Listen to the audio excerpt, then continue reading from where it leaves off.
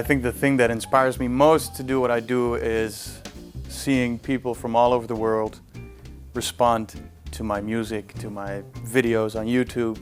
To see people enjoy my work all over the world, that's the thing that keeps me going. That's just amazing. What I'm most proud of, I think there's a bunch of things that I'm really proud of so far in my career, which is only like, my career is not even 4 years long yet. But there's a bunch of things I'm really proud of. I'm proud of the fact that we've managed to create a very tight and close team that really all believe in what I'm doing and what we are doing.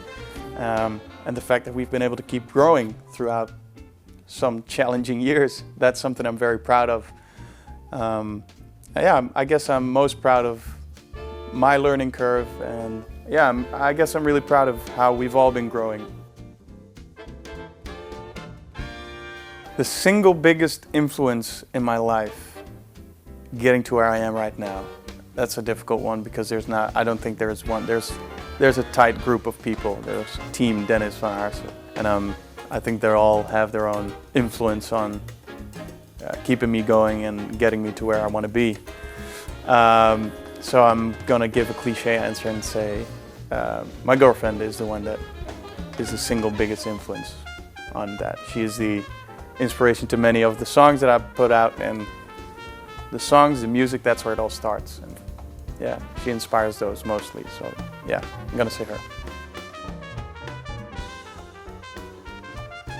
My favorite part of being in the music business is that there's so much variation of things to do. Sometimes you can focus on writing, sometimes you can focus on recording music. You get into the studio and you really get into that zone of perfecting one song that you've written.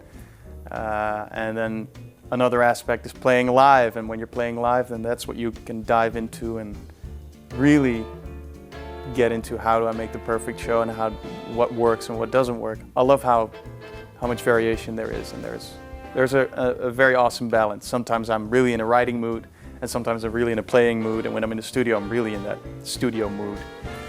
And I think that's what keeps it fresh and keeps it interesting and keeps it different.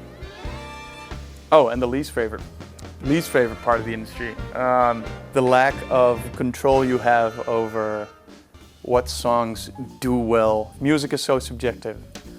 I think I've written a bunch of songs that are super awesome and I love till the day I die. And sometimes it's very hard to see them not get that recognition in terms of streams and people knowing that song. I feel like some more people should know some songs, but it's out of my hands. That's difficult sometimes. From concept to market, I think writing a song from scratch, seeing it grow through the arrangement, the production, and throughout the release, I think the most rewarding part is playing it live and seeing the audience react to the song. It's an awesome feeling to see that grow through the perfect arrangement and the perfect production to playing it live and seeing the audience reaction to it. The reaction from the audience is the most rewarding, but it can also be the most killing. Thinking that you wrote a great song and it does absolutely nothing. And that's happened before too. I won't say which songs that were. Yeah, it just does, it happens. Biggest piece of advice, I'm not sure I'm in a position yet to give advice to young people who are just getting into the scene, because I really only just got here, but I guess it's focus on things you love. If you end up doing something that somebody says you should be doing, then you'll lose yourself and it will feel crap.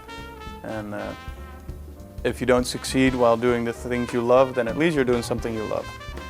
So I think you can't lose with that.